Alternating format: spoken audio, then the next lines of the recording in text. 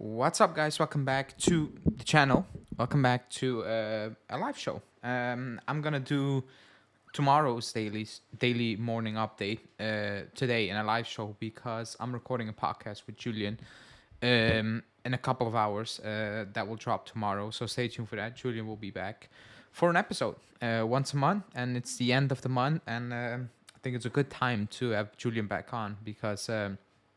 A lot of things are happening, or a few things are happening, and some things might not be happening.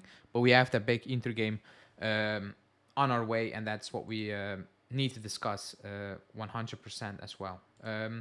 Before I get into it, really quickly, let me see if I did connect it. Okay, I did connect it. We're gonna talk about Savic. We're gonna talk about Kostic, and we're going to talk about Miretti as well, because that was the topical news of the day. It's a call-in show, so you can call in by scanning the code or clicking the link in the chat. You don't need to show your face. I can just bring you on the channel, just your voice. So that's that. But let's get straight into the news. And that was Milinkovic-Savic. I think... Was it maybe 2 weeks ago? I don't think even 2 weeks ago. I think like a couple of days ago, I jokingly said that because we were talking about midfield signings, and I was like, we don't need to talk about Savic anymore. Like, that's done. Move on from targets. Just get it over with. Be linked or get linked with new players. Target new players or target different players. Players we haven't been targeting, I don't know, for years at this point. And I think when Savic joined Al Hilal, I think it is, we finally said it's over. Or like, kind of disappointing, because I think at one point in the summer we all had a feeling that we're gonna sign Savic. I think early on in the transfer window, past summer, we were like, we're getting Milinkovic-Savic. Like, it's just gonna happen. There's no way out of it now. He's gonna play for us after I don't know how many years we have been pursuing him, and that completely fell apart. He went to Al Hilal, and now the rumors are back that he wants out. Not just him. Benzema wants out. Other players want out. Maybe it's completely made up stories. However, I wouldn't be surprised if some players are now thinking about what decision they made, or like taking that, should I say, jump too early, because some of the players left for the Saudi league were not at the end of their career, and they kind of made a decision. I'm not going to judge that decision because it's a lot of money. Who knows what each of our own will do if we were offered that amount of money, but I wouldn't be shocked if he's like, I want to come back. Now, the issue is, somebody say maybe he's cheaper. What do you mean with cheaper? Because I don't like, even if these players want out of the Saudi league, I don't think it would be a good thing for the Saudi league to just let these players walk on the cheap, because that's an L for the league. Yeah, you're trying to promote a league, and if one player, then 2, 3, 4 players want out, and you're just giving them away, that's a bad look for the league. In the future, players will be like, I'm not joining, or I will join, and if I want out and I got a quick buck here, I'm out the next year for a good fee, for a reasonable fee. So I'm not sure it's gonna be cheaper, because these clubs, they don't need money. I think that's very obvious, and it would be a bad look for the league if players are just walking out, basically on a free deal, or if you want to call it the free deal. So I don't think it will be easy. I'm not even sure if Savic actually wants out, because the first report came out from Il Messaggero, and then Tuttosport picked it up today, and obviously they linked him with Juve because well, that's the easy thing to do. Excuse me. Because that's the easy thing to do. Why wouldn't they link Savic to Juve? Because it makes the most quote unquote sense. Like, it's the easiest link to make at this moment in time if he actually wants out of his contract in the Saudi league. However, if you look at the big picture, I read the report and I was like, yeah, that's not gonna happen. I don't think it should happen. Now, if Rabiot leaves, it fits. Like it fits as a glove. However, I've said move on. You know, you've been chasing the same player for years. I think he's like 30, maybe. Is he 29? Will he be 30?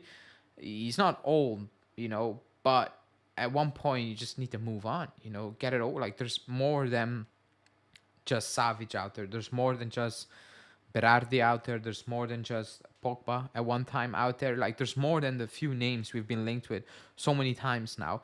It's done. It's over. You know, even if Rabiot leaves, and at this moment in time, I'm not really sure what Rabiot is actually gonna do. I still think that's a very weird situation. You should be knowing, like the excuse of the Europe thing is bullshit because you're gonna play Champions League football next season. Like I don't know how many points, 17, 15 points of fifth place. Like you're gonna play Champions League. So I don't want to hear the news report or the the news reports suggesting that Rabiot is waiting to see if we make it in Europe. Like that's that's completely BS at this moment in time. It is BS, and I think the club should know by now if Rabiot is gonna stay, because you need to build a club. You know, you don't build that at the end of the season and you're gonna ask Rabiot, are you gonna stay? Yes, great. No, oh my god, what now? Like that's a different topic as well. However, if Rabiot leaves, Savic, good. However, Savic, we shouldn't be signing Savic. You should be signing a profile, maybe like Savic, but not name Milinkovic-Savic, because, like I said, the age thing, the backstory, all those things, it's done. You know, we've gone through this. I don't know how many times now. Like ever since we have the channel, I remember two big moments on this channel. We talked Milinkovic-Savic to Juve at length. One was last summer, and the other one was during like build up to the summer, and then we signed Locatelli, I think it was. So we've done this the last 2 years, like big time. You know, being linked with him on a daily basis, where you're like, it's gonna happen or it's not gonna happen, and then it doesn't happen at all. Now it's over. Like if he wants to leave Al Hilal, good, leave, but we shouldn't be in for Milinkovic-Savic. We shouldn't be in for Milinkovic-Savic. We should be looking at completely different profiles. It's done. It's like the Pogba one. When we signed Pogba, I was like, I like Pogba, but it's over. You know, it's done. We've done it with Pogba. We just need to move on now, and we get somebody else. Now it turned out to be a complete disaster, but I think nobody could have imagined that part. You know, the way it ended. But for me, Milinkovic-Savic, it's done. It's an easy link. You know, it's a very easy link for Tuttosport to make, for the Italian media to make. If he in fact wants to leave the Saudi league, then yes, it's a very easy link to make. However, it's a no. Like we shouldn't be looking at Milinkovic-Savic at any point during this summer, or whatever you want to call it. Who would be more suitable to our playing style, Savic or Samardzic? Is there a chance we get both? Well, if Allegri is the coach, Savic. Like Savic. Also, do like the video, people. Let's get 35 likes, because I know it's an early live, not the usual hour, but still, thanks everybody who's joining. Savic is the perfect signing for Allegri, you know, and I'm actually frustrated that Allegri never got Savic, basically, because it was written in the stars that at one point Savic was going to play for us, you know, before he made his last transfer, and he never joined, which is it's frustrating, because Savic under Allegri would do absolute damage, you know, and he would have elevated this squad to big heights, like even bigger heights. Just the pure the physicality of him, his quality, his abilities, like he is. I want to say he's tailor-made for Allegri, but the player he is, he's tailor-made for a lot of teams, because I think he's a great player. Like he's a great talent. So maybe it's not fair, but for Allegri, he would suit him as a glove. However, it didn't happen, and I don't think it's gonna happen now. Like even if he comes back and says, I want to make 4.5 million euros, I'm just saying something, I don't think we're gonna make that deal happen at all. Samardzic, it's different, you know. Samardzic is not. First of all, he's not as physical, in my opinion. Also, he's not as talented as Milinkovic-Savic, like ability-wise, pure football ability, technique. Savic is on point, man. Like he was on point when he was like 18, and he played. I'm gonna lie, I think he played half a season over here, where I live in Genk, and he got that move because of that and because the Euros under, I don't know what it was, 18, something like that. But what he showed in a couple of months was ridiculous. It was like usually if a player plays for Genk, they play 1, 2 seasons, 3. Well, that's already a lot, and then they make the move. He made it after a couple of months because he was that good. Like he was absolutely quality, and I still think he shouldn't have made that move. He should have stayed, and he could have gone to a bigger club than Lazio. If he waited for 1 more year, like the fact that he played so long for Lazio is good for Lazio fans, but it didn't help his career at all. His stocks didn't rise because like the people outside of Serie A fans are not gonna watch Lazio play, so that didn't help him as well. But we have watched Milinkovic-Savic play, and he's quality. However, like he will fit Allegri so good, but it's done. Like we need to move on now. Like we made our decisions in the past. He made his decisions in the past, and now it's done. Deal with it, keep it moving, and we go again in the summer. Let's see who we will get linked with this time around, because we will get linked with a lot of players in the summer, even unrealistic ones. That's for sure. Let's move on to the Miretti story. This is from Tuttosport, and actually Di Marzio alluded to the fact that the market is not completely closed. Like if there's an opportunity for a midfielder, we will sign a midfielder. And I think he was pointing towards if Miretti leaves on loan, we will sign a midfielder. However, Tuttosport is claiming that we do not want to, or like the club does not want to let Miretti go on loan for the simple and logical fact that we do not have a great squad. Like numbers wise, we do not have a stacked squad in midfield. Rabiot is not going to be there on Sunday again. Let's say you pick up one suspension, then what? We don't have, like we lost 2 players, Fagioli and Pogba, mid-season basically, or at the start of the season. So you already planned a season ahead with a much, how do you want to say that, completed squad, like a bigger squad, and that's not the case. And that's when the news came out that we don't want to sign a player because we do not want to disturb the chemistry in the club, within the club. I'm like, that cannot be the reason you do not sign a player. I will only accept not signing a player in January if you don't have the funds for it. Fair. If you don't have the money, it is what it is. Or if the player is Phillips or Højbjerg, that is absolutely gonna add nothing, or Henderson, to this team. Like they're players that will not change anything in this team. Then I'm okay with it. Now, if none of these players were Henderson, Højbjerg, or Phillips, and you did have the money, but you decided not to sign a player, midfielder, because you did not want to disturb the chemistry, you made a mistake. You failed.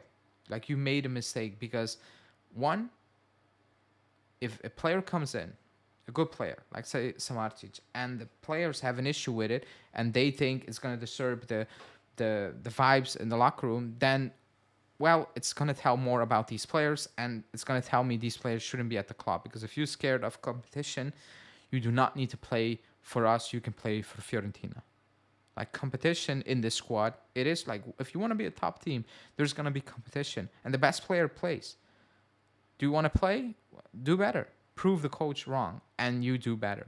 Like competition should be in the squad, so that could have not been that could not be a reason to not sign a midfielder. The only reason was you don't like it was a crappy player, or you did not have the funds for it. Period. So Miretti going out on loan if you do not sign a midfielder is not possible. It's just not possible. Because like I said, Rabiot out for 2 weeks now, basically 2 games, missing 2 games. If you had any more quote-unquote bad luck, Locatelli could have been suspended, or McKennie. I'm just saying something. Then what? If you already loaned out Miretti, no matter what you think of Miretti, it's just about numbers in the squad at this moment in time. It's not even about quality. just purely based on Allegri saying, or the Klopp looking at it and saying, we do not have enough players to tell Miretti, go out on loan, do your thing, whatever. And then, in 2 weeks' time, we are sitting there and we have three midfielders all playing and nobody on the bench anymore. Or you just need to grab some next gen players. Like that's why Miretti is not leaving on loan at this moment in time. That's the only reason why Miretti is, I think, still at the club in January. If we have Fagioli and we have Pogba still in the team, I think Miretti would have gone out on loan. I think we sold Nicolucci or something like that, or he would have gone out on loan in January. But that's not the case now, and you're stuck. And the news reports about Allegri likes Nicolucci and Nongi. I'm like, yeah. He never plays him, so do not give me that. He's not going to loan out Miretti, a player he plays quite a lot, to keep Nicolucci and Nonge, players he doesn't play at all unless he has absolutely no other option. And for Nonge, just, garbage time minutes. So that can also not be a story because Allegri likes Miretti and he's playing him ahead of other players. So he's not leaving, no matter if you like Miretti or you do not like Miretti. At this moment in time, it's not even about quality. It's just purely based on we do not have enough players in that midfield. It's as simple as that. It's as simple as that at this moment in time. It's not good. It's not a good situation because you shouldn't be basing your situation or your decisions on, you should be basing them on quality rather than we're desperate and we need players in the squad. That, in an ideal world, that's how it should be going and not the other way around. I will answer that Chiesa question later on. Do hit the like button. Click the like button now. Also, there is a giveaway for a Yildiz jersey. So if you want to win that, it's a pinned comment on Twitter. So go check that out. You can win a Yildiz jersey next month. But yeah, Miretti he's staying unless we bring in another midfielder. He's not moving, and he's gonna play quite a lot of games from now until the end of the season because somehow even Ironman Rabiot is not fit anymore. And there will be suspensions and all those things. So Miretti is still going to feature. And that's bringing it back to the point, my original point, or my point I made, I think 2 weeks ago, when we played some Coppa Italia games and everybody was like, do not sign a midfielder. It's going to take away minutes from Miretti. He's finally playing well. Everybody's clicking. And now after Sunday's performance, everybody's like, oh, Miretti's crap. Get him out. I'm like, no. A player doesn't turn crap in 5 days. Either he was crap or it's very reactionary. I stick to my point. If you had the funds to bring in a quality player, you should have done it. If not, okay, fine. But if you had the funds, there should have been no excuse for not bringing in a player and add quality to this team. Because this team, at the end of the day, it still lacks so much quality. I appreciate what they're doing this season. I do. I really do, because they're a bit overachieving. They are a bit overachieving. I said second and make it a respectable title charge. I wasn't expecting this. So they are overachieving in that regard, and I appreciate it. But if you tell me how many players will you want to keep in that starting position, I'll maybe keep 3 or something. Or 4, maybe. If I had all abilities to sign players and make decisions whatsoever, maybe 3, 4, maybe. And that's pushing it, potentially. So we can definitely improve the starting 11, let alone the squad in its whole, basically.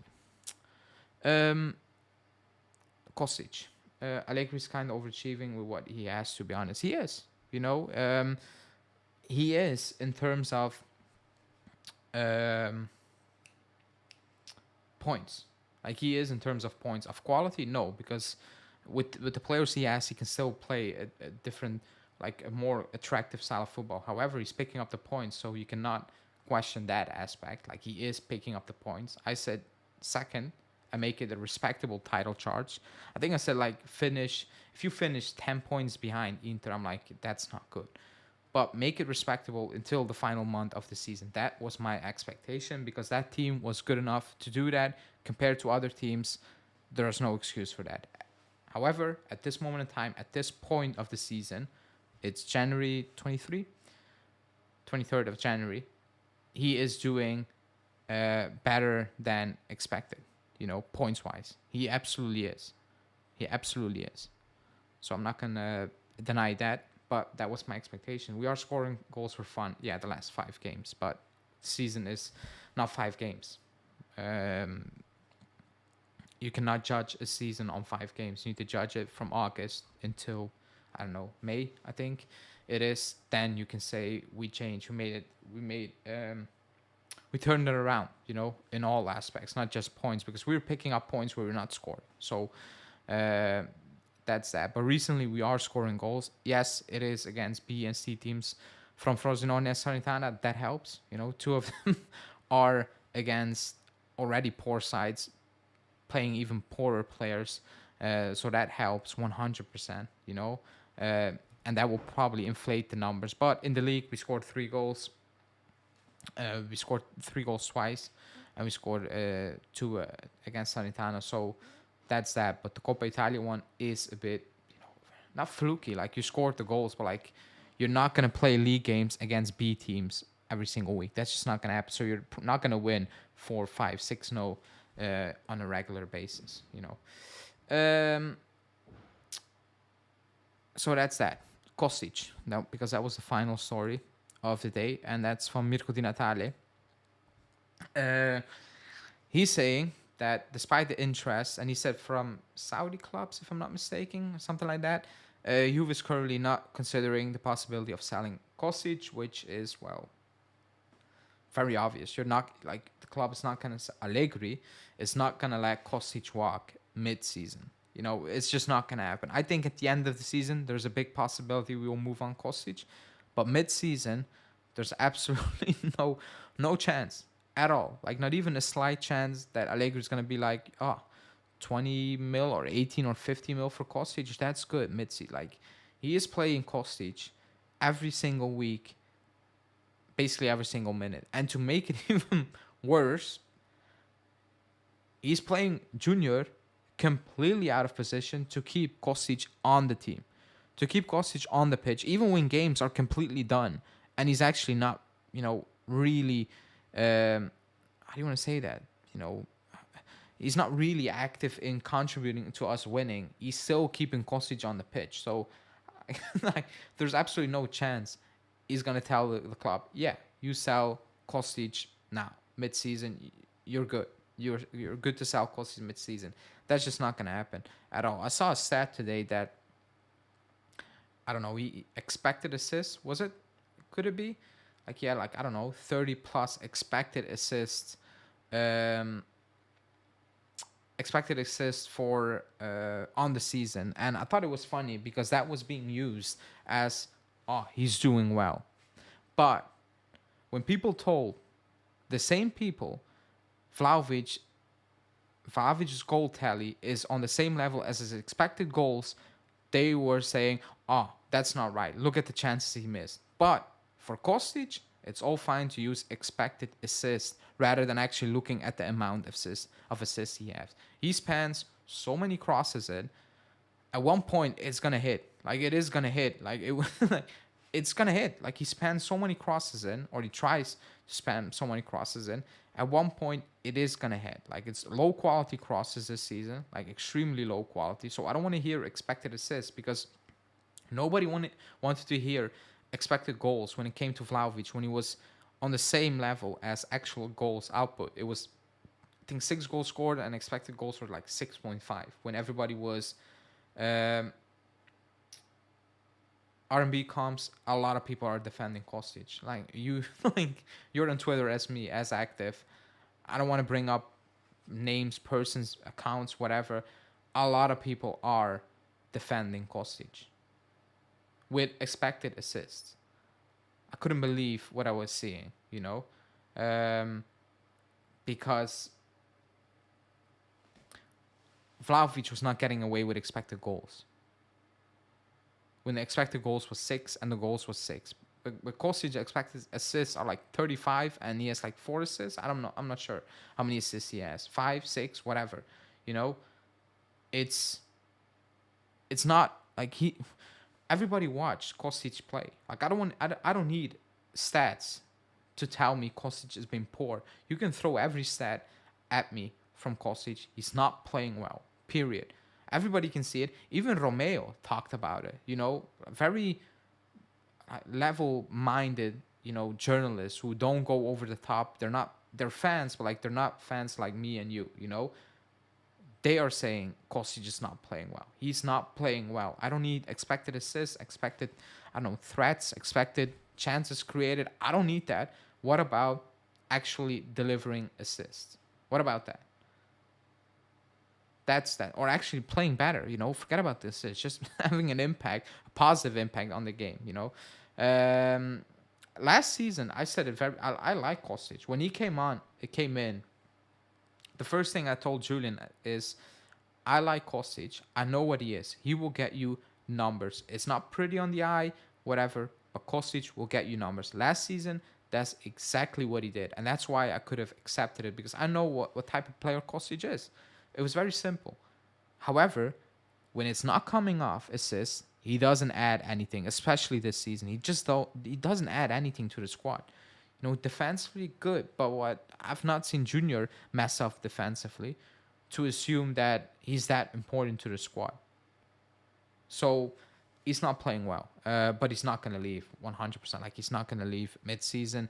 Maybe in the summer, because we tried to move him on last summer, with what was it? With all the links at the end of the summer as well. So I think there's a possibility that he will leave at the end of the summer, but I don't think it's going to be happening now. But it's strange that somehow, because he was unbelievable good at Frankfurt, by far the best player, and now he's a shadow of himself. Yeah, but a lot of players were good at Frankfurt, and it's a different. Like, they play different. The count. Like, if you watch Frankfurt win that Europa League, just look at the Europa League run, and the way he plays now. It's different.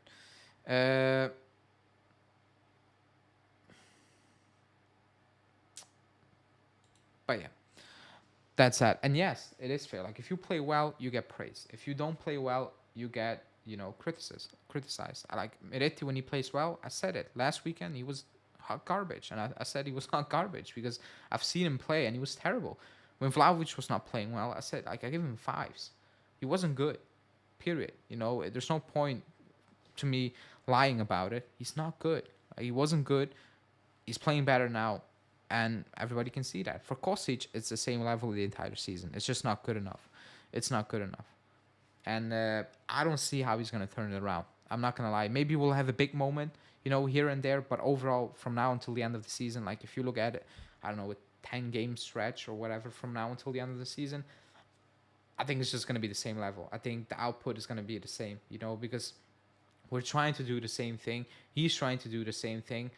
It's not working for the first 23 games. Why would you think it's going to work for the next, I don't know, 15, 16 games? It's just not going to happen. That's a weird question. I will answer that. I will answer that now, because I'm not going to do a long live, because I need to record a podcast with Julian that's going to drop tomorrow. So I'm going to answer this one, which is, it has nothing to do with football, which is good. If you had to choose between Indian, Chinese, Italian, or Mexican cuisine, which one would you choose, and how would you rank these? Italian, because I've never eaten Indian or Chinese cuisine. Or, like, I tasted Chinese cuisine, not for me. I taste a little bit of Indian cuisine, also not for me. It's too much. A Mexican, I don't know, I ate a taco, but I don't even like that. So that's that. We don't have that over here that much. Like, Chinese, yeah, do have a lot of Chinese food over here, but it's just not for me personally. So that's my ranking. Like, I never tried the other ones that much, so it's very easy to rank them. You rank them for me, but those were the updates.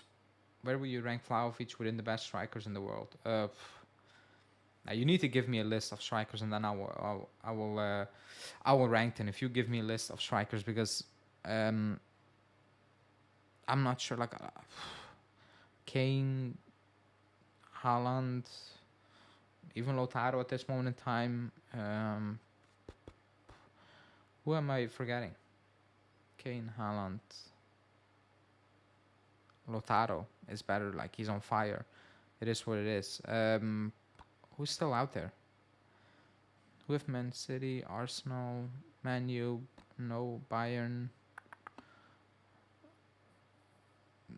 Real Madrid. Are we talking number 9s? Because I don't know. I think he's top 10. I think he's top 10. I will say that. But he's not at the top. And if you consider strikers younger than 24, yeah, like no problem. I don't care how old a player is. Boniface, I like Boniface. I don't care how old the player. If you're good enough, you're good enough. If you're 16, 20, 37, if you're good enough, fine.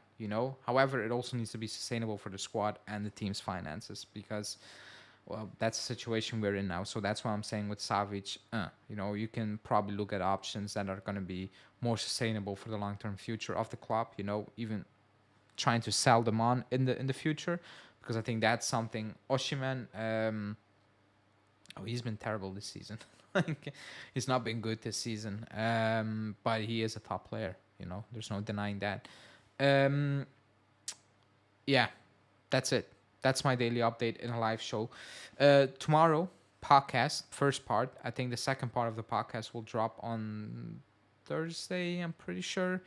Previews, all that stuff. Next week, podcast with Alberto and a preview with Anthony from Inter Worldwide, because next week is big. I don't want to think about it now, because we still need to beat Empoli, and I don't think that's going to be a walkover. I have a weird feeling about that one, but we first need to beat Empoli. We absolutely need to beat Empoli, because you cannot go into the Inter game with it in the back of your mind, we didn't beat Empoli, and Inter have a game in hand. Like, that cannot, absolutely not happen. But we will talk about that in the next couple of days for sure. Thanks already for joining. Do like the video on your way out, or if you're rewatching it, hit the like button, and I'll see you guys back very, very soon on a live